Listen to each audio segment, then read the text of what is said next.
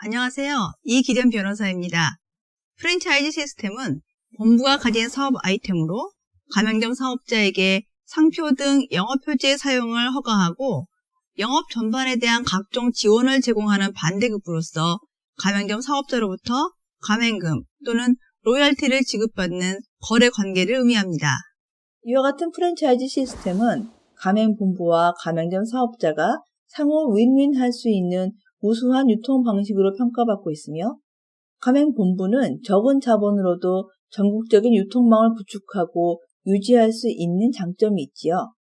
또한 가맹점 사업자는 가맹본부의 영업표지, 노하우를 이용하여서 무경험 소자본으로도 창업이 가능하고 단시일 내에 투자 효과를 창출할 수 있기 때문에 프랜차이즈 산업이 성장할 수 있었던 것입니다. 그렇지만 모든 것이 그렇듯이 프랜차이즈 시스템도 완벽한 것은 아닙니다. 시스템의 사업 본질에서 보신 것처럼 본부의 본래 영업활동을 통해 수익을 창출해내기보다는 가맹점을 개설하기도 전에 가맹금을 먼저 수령함으로써 그 가맹금만을 주된 수익으로 하는 본부들이 우후죽순처럼 생겨나기도 했습니다. 당연히 이런 본부들은 계약 후에 가맹점 사업자에게 해주어야 할 영업지원이나 교육 등에 소홀하게 되고, 가맹계약 후에도 가맹점을 개설조차 하지 못하는 사례도 빈번히 발생하게 되었습니다. 이 와중에 본부에 대한 정보가 적었던 가맹점 사업자들은 고스란히 피해를 보아야 했습니다.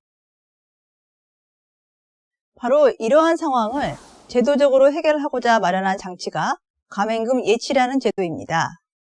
가맹금 예치 제도란 가맹계약 체결 시에 일정 범위의 가맹금을 가맹본부가 아닌 별도 가맹금 예치 취급 금융기관에 예치하도록 하고, 영업 시작 또는 계약 체결 후 2개월이 경과한 시점에 가맹본부에게 지급하게 하는 제도인데요. 앞서 말씀드린 것처럼 가맹금 예치제는 가맹본부가 가맹금만 받고 영업을 시작하기 전에 가맹점 개설에 필요한 지원을 하지 않는 문제를 사전에 방지하려는 것입니다. 따라서 가맹점 사업자가 영업을 하고 있는 경우에는 본부의 입장에서는 가맹금 예치 제도의 적용을 받지 않겠지요. 예를 들면 영업을 시작한 후에 가맹금을 지급하는 경우, 기존 가맹점 사업자가 재계약, 즉 계약 갱신하는 경우는 영업이 계속되는 경우이고, 가맹점 사업자가 가맹점 운영권을 양도하면서 양도와 동시에 양수인이 영업이 가능한 경우 등입니다. 다만 영업 양도의 경우에도 양수인이 인테리어 공사나 점포 위치 변경 등으로 영업이 중단된 경우에는 예치 의무가 발생하게 되는 것입니다. 여기서 가맹사업법 규정을 볼 필요가 있는데요. 법 2조 6호에서는 가맹금이 어떤 것인지에 대한 정의를 하고 있습니다. 여기서는 가맹금을 크게 5가지로 분류하고 있는 것을 알 수 있는데요. 이 중에서 가에 해당하는 가입비 등과 나에 해당하는 보증금이 예치 대상 가맹금에 해당된다고 알아두시면 되겠습니다. 조금 더 보기 쉽게 정리하여 보면, 가입비 등은 가입비, 입회비, 가맹비, 교육비, 계약금 등의 명목으로 가맹본부에 지급하는 대가이고, 가맹점 사업자가 가맹본부로부터 상품 등을 수령할 경우 그에 관한 채무나 손해배상을 담보하기 위한 보증금, 계약이행보증금, 물품이행보증금 등 각종 보증금이 예치 대상이라는 점을 어렵지 않게 이해할 수 있을 것입니다. 이와 같이 예치해야 할 가맹금은 금전으로 지급할 경우에만 해당하는 것인데요. 예를 들어 가맹점 사업자가 보증금을 현금이 아니라 담보 설정 형태로 지급하는 경우에는 당연히 예치할 필요가 없겠지요. 이처럼 가맹금 예치제도는 가맹계약 체결 시 가입비와 보증금 등 가맹금을 본부가 아닌 금융기관에 예치하도록 하고, 영업시작 또는 계약 체결 후 2개월이 경과한 시점에 가맹본부에 지급하는 제도라는 것을 이해하시기 바랍니다. 그런데 개정법은 본부의 입장도 고려하여 예치제를 대체하는 제도를 마련하고 있습니다. 바로 가맹점 사업자 피해 보상 보험 계약이 그것입니다. 요약하면 가맹본부는 가맹사업법 제15조의 2에서 규정하고 있는 3가지 계약 중에 어느 하나를 체결하든지 아니면 가맹금 예치제를 선택할 수 있게 되었습니다. 실제로 가맹본부의 입장에서는 가맹금이 주요한 자금 조달원 중 하나라는 점을 고려한다면 합리적인 입법이라고 생각됩니다. 다만 보상보험계약의 내용이 가맹점 사업자가 입은 피해에 대한 실질적이고 적절한 보상이 되는 것이 바람직한데요. 업종과 사안에 따라서는 가맹점 사업자가 입은 피해 규모가 예치 가맹금을 상회하는 경우도 얼마든지 발생할 수 있으므로 향후 제도 시행 결과를 검토하면서 보완해야 할 사항이 아닌가 생각됩니다.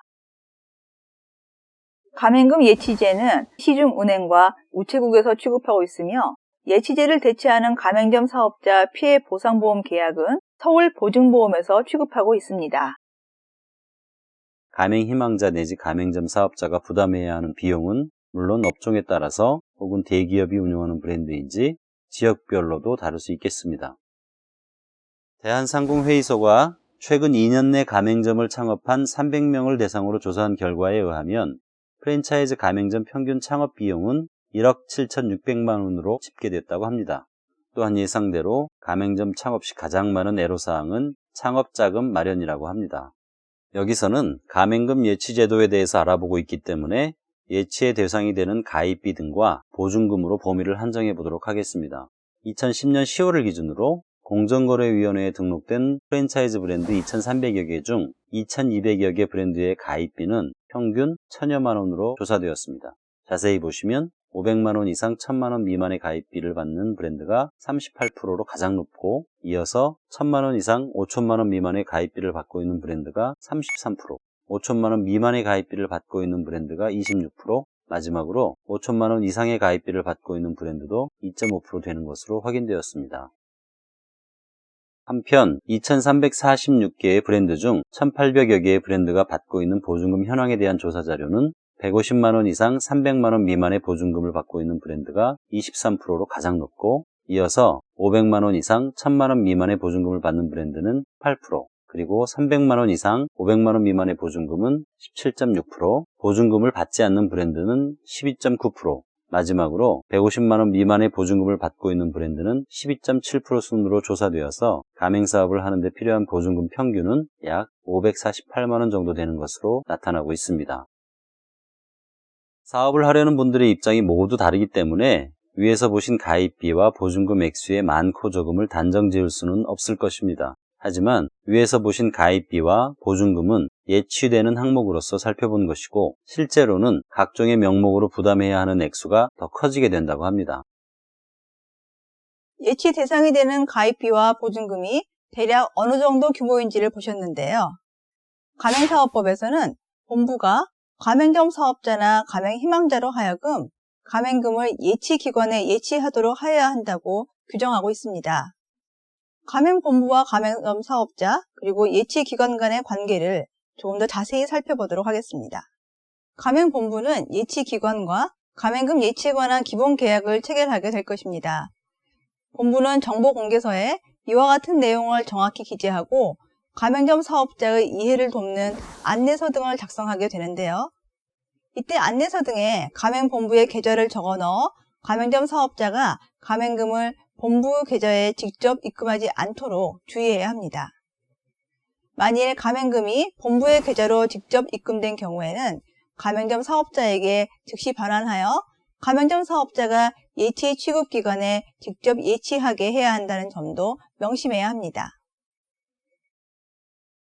다시 정상적인 예치 절차를 가정하여 설명드리면 본부와 예치 취급기관의 기본 약정에 따라 본부는 가맹점 사업자에게 가맹금 예치 신청서를 교부하게 되는데요. 예치기관은 가맹금을 예치기관의 명의로 예치하여야 하고 이를 다른 금융자산과 분리하여 관리하게 됩니다. 또한 가맹희망자나 가맹점 사업자가 예치 가맹금을 예치하면 예치기관의 장은 가맹사업거래의 공정화에 관한 법률 시행령 별지 제6호 서식에 가맹금 예치 증서를 교부하도록 하고 있습니다. 한편 본부는 가맹금을 예치시킬지 또는 보증보험을 체결할지를 택일할 수도 있고 두 가지를 모두 운영할 수도 있습니다. 만일 보증보험 체결을 선택했다면 가맹금은 보험증권 발급 후 수령해야 한다는 점도 주의하여야 합니다. 네, 이상과 같이 예치 절차에 대해서 간략히 살펴보셨는데요. 법률적으로는 이러한 예치 절차를 둘러싼 법률 관계의 성질을 보다 명확하게 할 필요가 있다고 생각됩니다.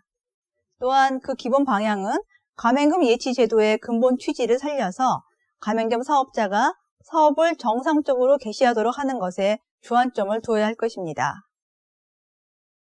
보신 것처럼 이렇게 예치된 가맹금에 대해 가맹본부는 가맹점 사업자가 영업을 개시하였거나 가맹계약 체결일로부터 2개월이 경과한 경우에는 예치기관의 장에게 예치된 가맹금을 지급할 것을 요청할 수 있는 것이고, 이 경우 예치기관의 장은 10일 이내에 예치 가맹금을 가맹본부에게 지급해야 합니다.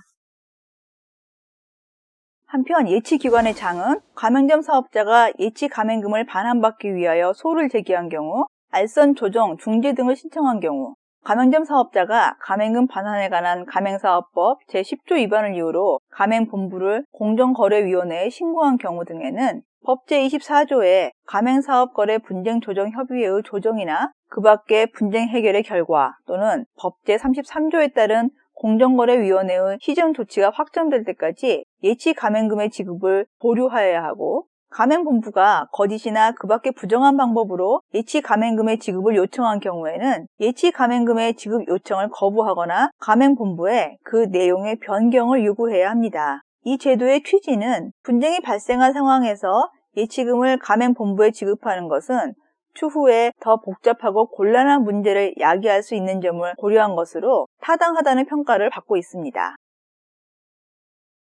자, 이렇게 마련된 가맹금 예치 제도를 위반했을 경우에는 시정명령, 과징금, 형벌 등을 부과할 수 있는데요.